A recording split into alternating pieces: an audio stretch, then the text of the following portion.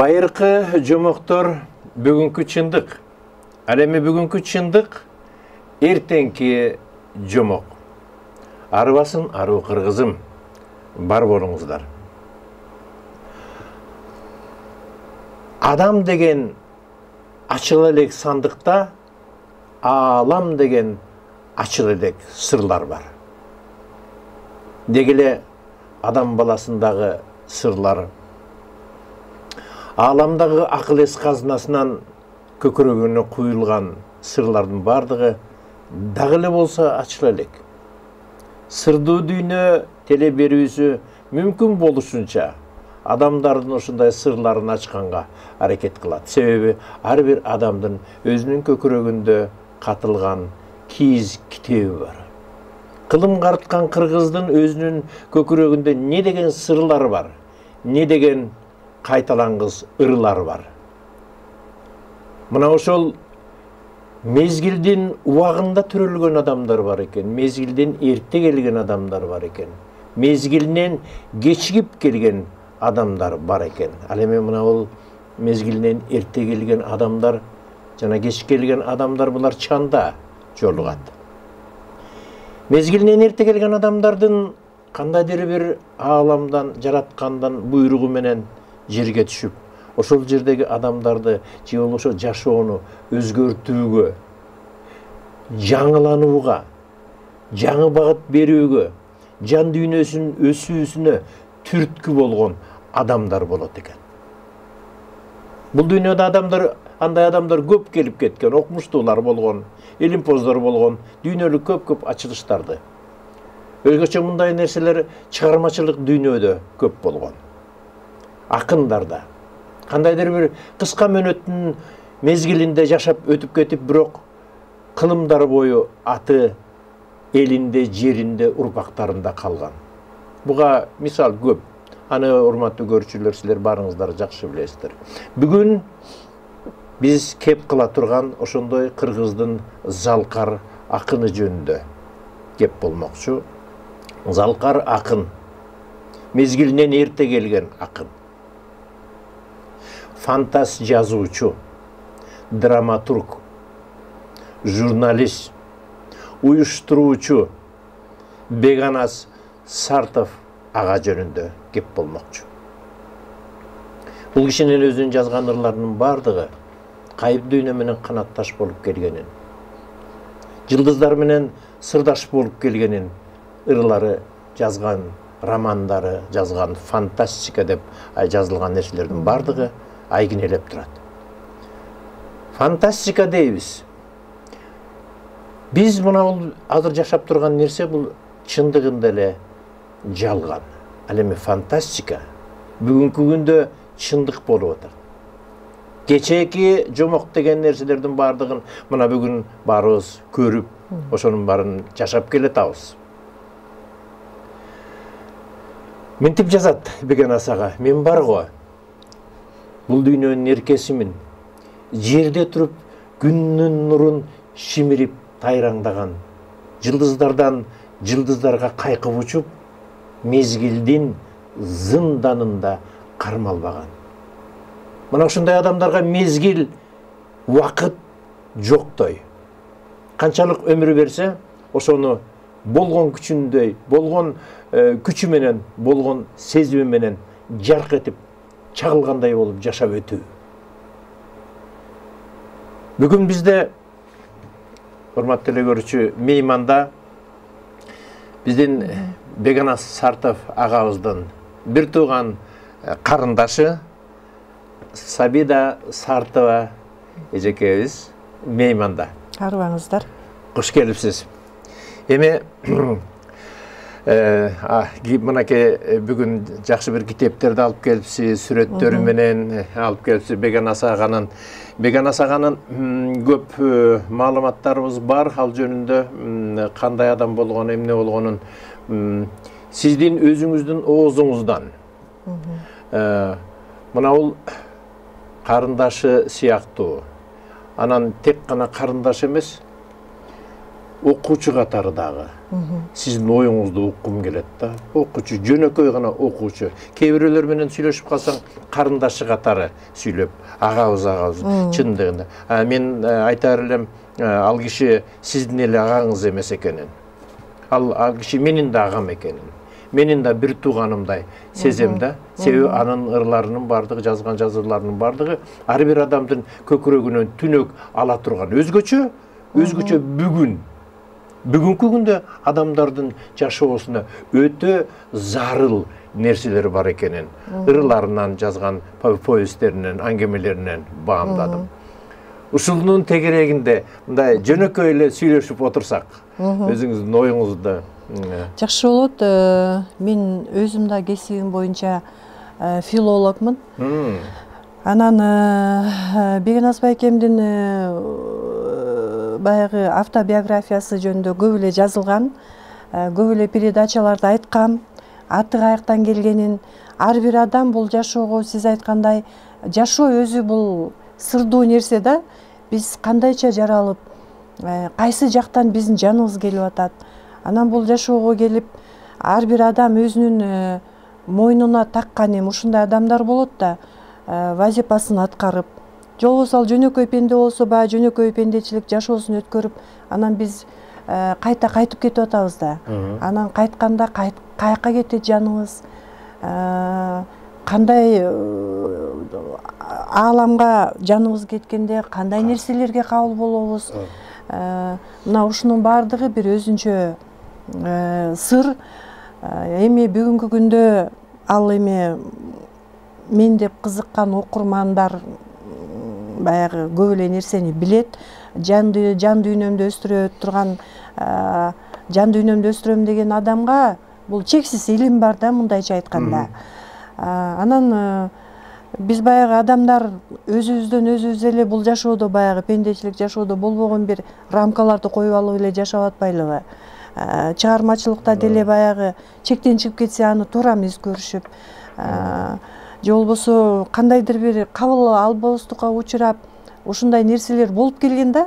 Эми бул өзү көрсөтүү, баягы бир жашоодогу, ааламдагы сырларды чечүү, ошонун ичинде баягы жашап өткөн адамдардын, ушундай акын жазуучулардын, окумуштуулардын бул жашоого келген, жашоодогу маңызы, алар алып берген баягы элге тартуулаган чыгармалары же илимдери, ошонун негизинде кандай сырлар жатат, илимдер жатат деп түшүнөм да. Анан Бегенас байкем дагы атына жараша бул ааламдан жер шарына бекер келбесе керек да. Анткени карабайсызбы, эми 1965-жылдары байкем болгону 20 эле жаштагы жигит болуп атат да, мындайча айтканда өспүрүм. Фантастикалык чыгармаларын 15-16 жашынан, андан да мурун жазып баштап атат. Анан өзүбүз эми туулуп өскөн жерибиз Жумгал болсо, Суусамырда жашап калышкан, мен ата-энем чүйдө жашап калышкан, тоолордун арасында өскөн да көбүнчө байкем. Анан ушундай, кандай десем, эми баягы шаарда өсүп, илимий баягы макалалар, азыр эми баягы компьютердик заман болуп, тиги сотканы бассак эле чык этип маалымат чыгып калып атпайбы?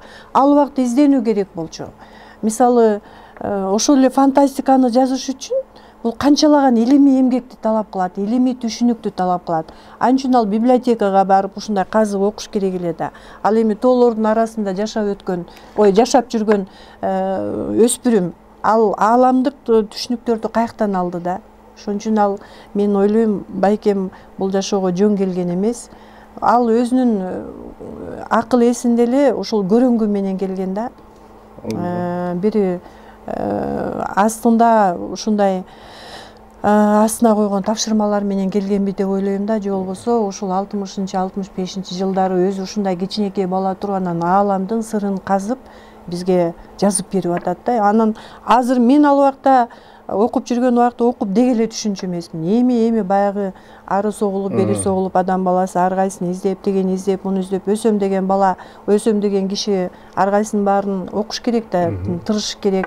Өзүнө кабыл алып, синтездеп, анализдеп, Анан ошол сыяктуу мен дагы эми түшүнүп атам да.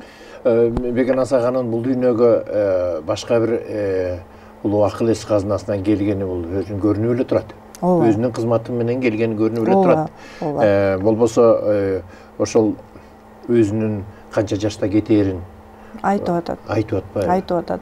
Эми мурдагы телеберүүлөрдө, мурдагы берген маалыматтарыңыздарда, интервьюларда айтып кеткенсиз, кандай болуп, аты ким болуп калган. Азыркы көрүүчүлөргө дагы, бизди көрүп отургандарга дагы бул нерсени укпагандар бар. Маселен, эмне үчүн Беканас деген ат болуп калды деген ошолор жөнүндө жалпы эле айтып кетсек болот экен. Ооба, жалпы айтып кетейин. Анда өзү Беканас деген кыргызда ат болгон эмес экен.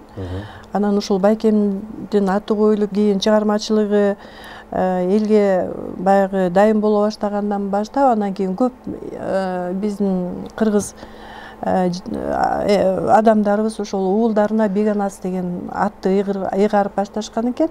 Анан ушул түштүктө жашаган менин да бир тааныш эжекелерим бар.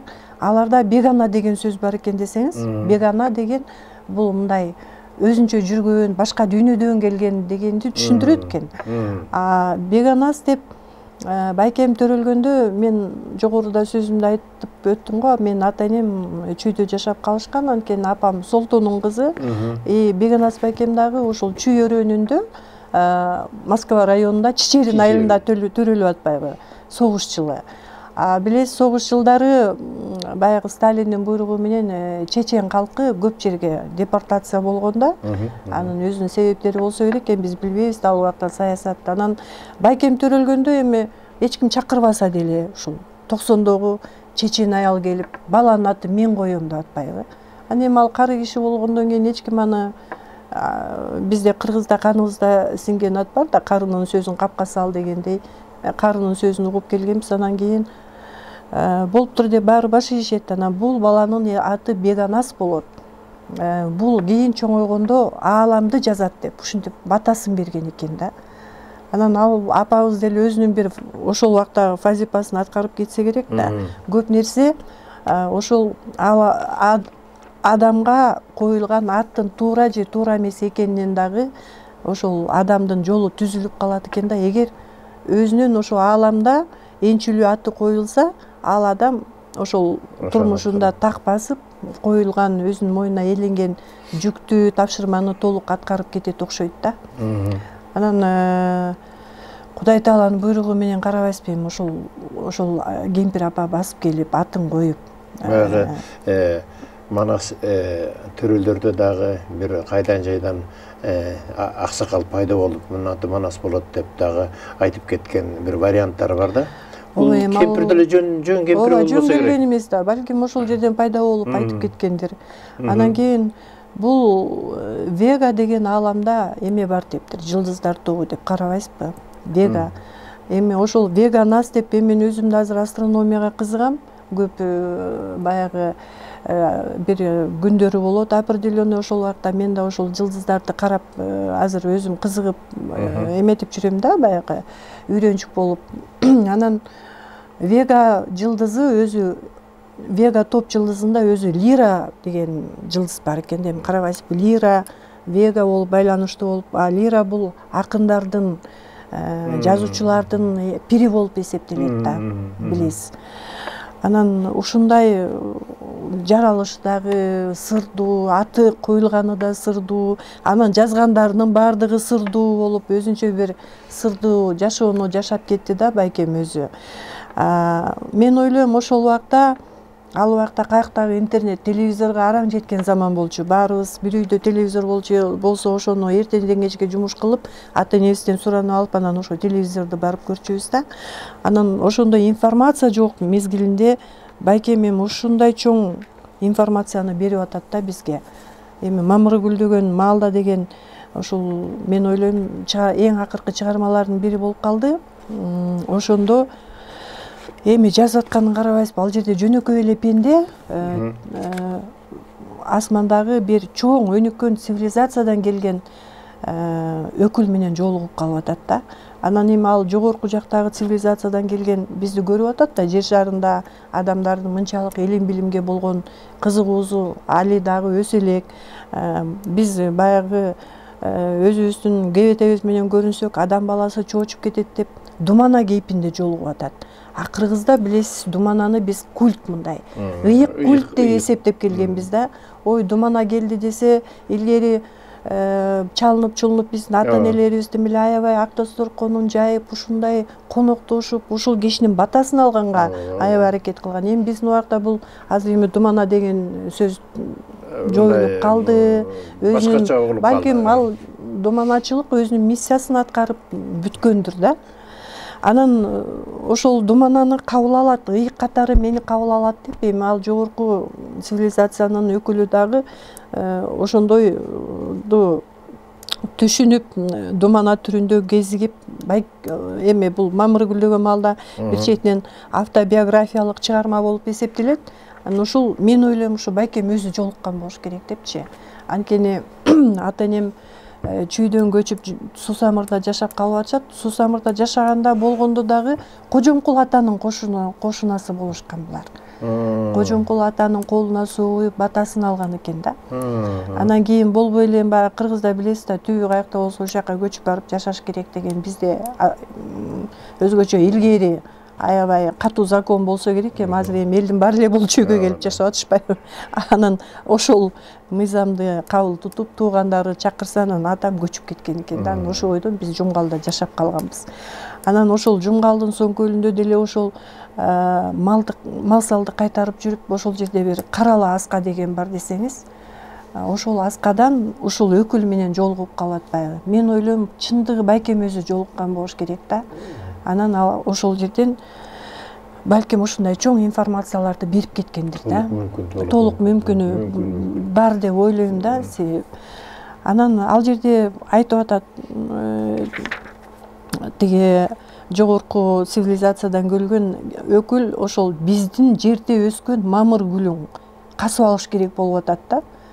А байкем болсо баягы чыгармада Мелис деген каарманда ал болсо сүйгөн кызына ошол гүлдү тартуу кылат элем деп. Анткени мамырыны бул өжөрлүктүн гүлү. Жигиттердин гана өжөрлүгү ушул тоонун башына чыгып барып, мамырыны казып алып, анан сүйгөн кызына берсе, анан чыныгы махабатты тартуулаган болуп эсептелчү экен да. А Мелис китептин каарманы ошол мамырыны үзөйүн деп атса, анан кийин эле эс ооп жатып калып атат да, бирөө таяк менен башка ургандай болуп элечи. Анан көзүн ачса маңдайында думана турат, баягы үзүп алган мамырысы бир цилиндрдин ичинде, айнек идиштин ичинде турат. Анан таң калат да, сен кандайча бул менин гүлүмдү алып алдың деп, мындай шок болгондон да ошондой сураса керек да. Анан айтып атат да, бул мамырынын ушунчалык дарычылык касиетин билбей туруп, силер адам баласы эмнеге жөн эле тебелеп тепсе эле беткелди эле үсө бересиңер деп атат да. Бул гүл деген канча дарыга, канча ушул адамдын оорусуна себеп боло турган гүл деп. Анан сен думана болуп туруп эмне эле мага ушундай болбогон мага лекцияңды окуп атасың, сен кимсиң десе, анан айтат да, мен тиги жактан келдим десе, ушунчалык да тамашалайт экенсиң да деп атат. Анан ой жок, тамашасыз эле, сен эми кандайча сага түшүндүрсөм, сен жылдыздуу ааламдын түзүлүшүн билесиңби десем, биз баягы мектепте окуган түшүнүгүбүздү айтабыз да, күн системасы бар, 9 планета бар деп, анан кеңири аалам жөнүндө бизде маалымат болгон эмес да илгери. Анан айтып атат, эми сен айткан нерсенин баары бул ааламдын дейт, бир эле узун туурасынан көрүнгөн бир эле жерин кесип алгандай нерсени гана түшүнөт экенсиңер да депчи. Аалам деген чексиз, бул кеңири. Айтып коеюн, сен өзүң бир 13 кырдуу дейт, мындай 13 кыры бар, мындай жалпак ромбик турдагы түрүндөгү топчуну элестетчи деп атат. Ошонун ар бири аалам, ошонун ичинде галактикалар жатат, метагалактикалар жатат. Мына ошонун баары монтип, анын ички түзүлүшүн элестетчи дейт. Мына чын аалам менен анан кийин анти ааламдын дагы байланышы бар деп жатат да. Анан мен кийин изилдеп окуп көрсөм, нерсе деп коебуз го биз физикада, нерсе.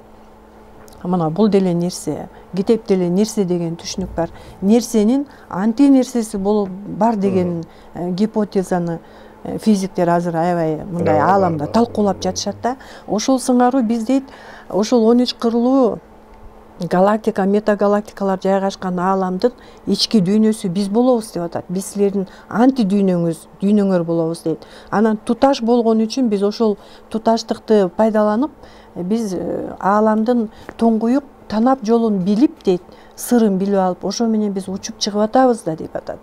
Ал дагы бир гана өлчөм менен биз учуп чыга алабыз дейт. Эгерде биз андан кечиксек, биз анда учуп чыга албайбыз, кайта кире албай калабыз деп атат да. Анан ошон үчүн биз ушул мамырын алып, ушул убакытка жетишип, учуп кетишибиз керек деп атат. Анан мелис болсо баягы адамга биздин пендечиликке тиешелүү түшүнбөстүгүн кылып ал гүлдү бергиси келбей жатат да. Ушундай окуя менен башталып, анан чоң ааламдык нерселерди ошол жерде мелиске түшүндүрүп берип атат десеңиз. Негизи зат анан антизат. Зат анан антизат. Антизат деп ошол физиктердин айткандарынын баардыгы баягы антидуховный цивилизация деген дагы бар экенин, баардык нерселердин баардыгына бир баягы ак менен кара, ачуу менен таттуу. Мисалы химияда деле алхимия болуп атат, карабайсыздар. Ошондой нерселер негизи байкайм да, бул негизи жер жашоосунда ушул мыйзам кылып койгондо ак кара, ачуу таттуу, күн түн. Анан кээде ойлойсуң да эмне үчүн жалаң эле ак кылып койбоду, эмне үчүн? Демек ошо жердин өзүнө тиешелүү мыйзамды жаратып койгондо. Кээ бир нерселерди окусаңыз, маселен, ошол эле фантаз китептерди окусаңыз, ал жерде мындай ачуусу жок экенин, карама-каршылык жок экенин, бир өсүү гана жолундагы цивилизациялар бар экенин айтылат да. Сиз жана тоолор жөнүндө айтып кетпедиңизби? Бул негизи өгүнү бир бала менен сүйлөшүп, мындан анан ушул кайып дүйнө жөнүндө сүйлөшүп атсак, айтат бала, азыр мурда ата-бабалар, колдоочулар, коштоочулар ушундай эле тегиз жерде жүрчү эле, азыр жок дейт алардын баардыгы. Каякта десем, азыр тоолордун башында дейт да. Баягы эфир таза жерде дегендейчи. Ооба да, тоолордун башында эч ким жете албайт. Анан ыйыктык жөн эле жерде жата бербейт да, ыйыктык таза жерде болуш керек, бийик жерде болуш керек. Өзү ал ыйыктык деген аруу нерсе да. Анан ал аруу нерсе топтой болуп, тоголонуп жата берсе, анда биз жашообуз аңтарылып эле калат го деп ойлойм да. Ошол бул Беген Асаганын тоолору жөнүндө дагы көп жакшы ырлары бар. Маселен, тоолордо уланып өмүрлөр, тоолордо төрөлөт ойлор ак. Тоолор бул кечээки тарыхтар, тоолор бул эртеңки табышмак. Көрбөйсүзбү, эртеңки табышмак деп атат. Негизи ырларынын баардыгын карап көрсөңүз, бул эртеңки урпактарга, эртеңки муундарга тапшырма берип, бир аябай бир фазипа таштап кеткендей да. Баардык дээрлик баардык ырларында бул анча 33 жашында каза болду да, Ооба, 33 жашында кайтып атат. Өзү билген экен. Мен эсимде, анткени мен өспүрүм тартып калган убагым. Ана байкем келет десе, биз аны азыр бир жактын президенти келгендей тосуп алчубуз. Үйдөгүлөрдүн баардыгы, кошуналардын баардыгы айылга ушундай эмеси, кадыры өсүп калганда, ушундай жазуучу деп. Анан ошондо күтүлбөгөн жерден келип калып атат да. Байкем келип, ага чейин баягы болбой эле Совет өлкөсүнүн маалында биз абдан жакшы жашадык, бирок ошондо дагы идеология бар эле, баягы атеизм деген. Байкем дагы ушул илимий чыгармалардын көбүн ушул атеисттик кичине маанайда дагы жазганда, эми ал убакта биз азыр адам баласы танбайт, жараткандын бар экендигин илгертеден эле баардыгын, улуу күчтүн баардыгын билип, адам баласы тан берип, баш ийип келген да. Анан бир ушундай Совет маалында кичине ушундай бир идеология өкүм сүрүп калган, атеизм деген. Анан ошондо атам менен апам байкем болуп сүйлөшүп отурушат, мен угуп отурам да. Анан байкем эмнегедир атамдын астынан кечирим сурады да, ата кечирип коюңуз, көрсө Кудай деген бар экен деди да. Анан атам аябай сүйүнүп, ал өзү 12 жашынан баштап намаз окуган киши, орузо кармаган киши, ушул 87 жашына чейин 75 жыл намаз окуп, 75 жыл орузо кармайт деген бул феномен болуш керек деп ойлойм да. Ушунчалык бул күчтүү эрк болуш керек бул жерге, катуу ишеним болуш керек да. Анан эми азыркылардай эмес, коркутуп, үркүтүп, фанатизм күчөп атпайбы? Андай эмес, кыргыздын аралашкан таза дини болчу да. Анан ошентип кечирим сурады. Анан мен ошондо таң калдым да, эмнеге кечирим сурап атат, эмне үчүн Кудай Таала жок деп атат, жок деп келген деп. Мен бул жөнүндө окудум. Анан баягы Бегенасага атасы менен бул жөнүндө кичине талаш тартыштар болгонун. Анан аягында ошо сиз айткандай ата кечирип кой, Кудай бар экен дегендерди мен окудум да, менде мындай ой болду да, ошондочу. Бул киши Бегенасага негизи Кудайдын бар экенин өзү билген. Анан эмне үчүн анда атасы менен ушундай түшүнбөстүк болгонун дегеним, Бегенасаганын өзүнүн жан дүйнөсү негизи динди туура эмес деп кабыл алган. Менин өзү түшүнүгүм боюнча дин менен ишеним, динден аттап өтүш керек болчу. Мен бул себеби дегенде мындай адамдар, мындай анализдеп көрсөңүз, тияктын баарын билет. Анан азыр негизи бүгүнкү күндө аалам боюнча, адамзат цивилизациясы боюнча диндер өзүнүн акыркы кызматтарын аткарып атат. Бүгүнкү күндө аткарып бүтүп атат. Мындан кийин диндер болбойт. Тек гана улуу ишеним болот. Албетте. Жаратканга. Мана ошондуктан мен ушундай түшүндүм. Ал жерде ал Кудайдын бар экенин мындай билбесе да туйган, анткени ошол мамыр гүлдөгөн маалда анын баары сезилип эле турат, чыгарма, автобиографиялык чыгармасында. Анан ошентип кечирим сурап коюп, үйдө силер даяр болуп тургула, мен көп конок алып келем деди да.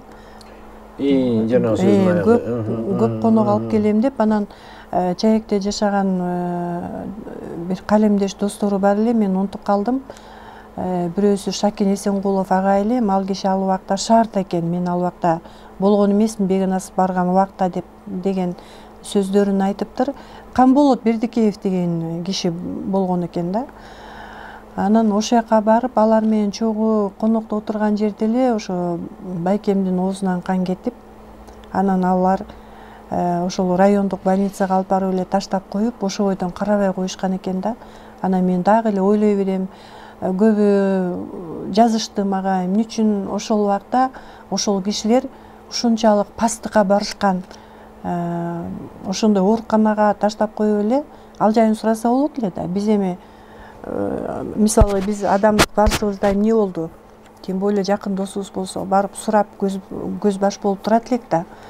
Менде ой кетет да, эмне үчүн ушундай, балким уулантып ташташканбы, эми ушундай куттуу жерде отурам, эми аны бир Кудай билет.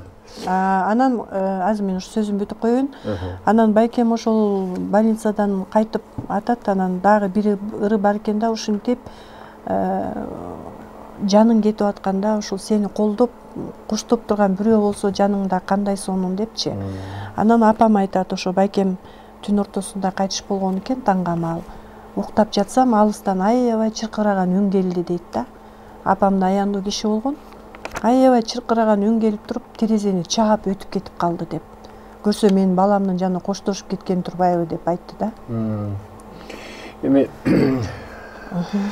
мен түшүнүп атам, аттиң деген арман да. Аттиң деген арман бар кичине. Бирок бир нерсени түшүнүшүбүз керек. Бардыгы улуу буйруктан. Улуу буйрук ушундай нерсени аткарып, ушул 33 жашында. Лермонтов кеткен, Пушкин кеткен, Маяковский кеткен, 30 жашында Есенин кеткен. Дегеле ушундай адамдарда бул муну өкүнүп кабыл албаш керек деген нерсени айткым келет ооба, да. биз баягы пендечилик кылып, балким деп калабызбы. Анан канчалык биз ушул нерсени, улуудай кабыл алуубуз менен өзүбүзгө да жеңил, анан рухтарга да жеңил болот деген нерсе. Мына Бекенас агабызды айтып келип отурабыз, кандайдыр бир жаңылыктарды алып келген, ошондой бир ушундай адамдар ушундай багыт берип келген дегендей. Тоо жылдыздары деген бир уюм, чоң уюм уюштуруптур. Эмнегедир ушул 60-жылдары дегеле жерге бир акындардын жана лира жылдызынан келген толкундар келген сыяктуу. Евгений Долматовский, Евтушенко, Рождественский тигил жакта болсо, Бекенас ага баштаган улуу бүгүнкү күнгө чейин коштолуп келген Залкар. Баары бир убакта төрөлүп жатат. Баары бир убакта чыгармачылыкты жазып атышат. Мына ушул нерсеничи мен мындай да кабыл. Мына бүгүнкү күндө ошол Бекенас ага менен чогуу иштешкен, Бекенас аганын тарбиясын алган, Бекенас аганын багытын алган Асан Жакшылыков агабыз. Асан Жакшылыков ага менен жолугуп калсак, ооба ушундай залкар адам болгон. Ал тургай менин бир чыгармам чыкпай атканда ошентип берип жардам берген. Ушундай бир өзүнчө бир уюм болуп, көп акындарга жардам бериптир, багыт берип. Айгүл Узакованын ичинде, ошол Сталбек Бактыгулов мен билгендерден да. Анан сиз айткандай ошо сиздин оюңузду улагым келип атат да, ошол лиранын бир ушунчалык бир толкуну каптаган мезгил болгон экен да. Табылды Муканов, мына ошол Байкемдин кошуналары болгон да, кандай Гүлжамиле Шакирова, окуучулар Гүлжамиле Шакирова эжекебиз. Ана мен укканым боюнча Салтанат Орозобекова эжеке да барып калган экен. Ал эжеке да ошол бир сонун чыгарма радиодон уктуруу кылып. Жанагы Кыялбек Урманбетов ошондо бул кишинин тоже тарбиясын алып калыптыр. Жаш бала эле дейт да, мен жаш кезинде. Мына ошондой эмне деген акындар чыкты. Ооба, анан баары мен деген азыркы акындын баары эле барган экен. Анткени андай чыгармачылык уюм жок. Анан ошол жерге барып алып, азыр эми кийин күлүшөт. Көрсө болгону ушул 30-дардагы эле жигит экен да депчи. Аны биз аябай улуу кишидей көрүп, ушунчалык ийменип, тартынып дейт. Анан баарыбызга ушундай мотордой болуп дух берип дейт. Бир жагынан Шакин Эсенгулов агай дейт, улам биздин чыгармаларды алып чыгып окутуп, аябай талкуулашып, ушундай дем берип жазгыла деп. Биз ошол убакыт биз үчүн алтын доордой өтүп кетти деп ушу көп эжекелер айтты да.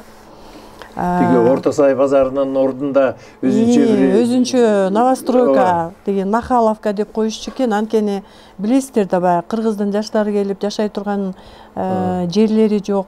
Ал убакта баягы орустарга биринчи кезекте үй берилчү дегендей этаж үйлөр аз эми салынып баштаган. Анан ошол жерди Байкем баштаган, карабайсызбы, түн ичинде кыргыздын интеллигенциянын болгондо дагы адабий өкүлдөрү болуп жүргөн уулдар барып ошол жерде ээлеп катары менен үй салып, баягы ылайдан теге кирпич жуурушуп эле өзүнчө бир кыргыздын жаштарынын чыгармачылыктын бир чордону кылган экен да ошол жерде. Азыр эми баягы элестетсек, анан кандай деген залкар жазуучулар, акындар ошол жерден суурулуп чыгышкан да ушундай.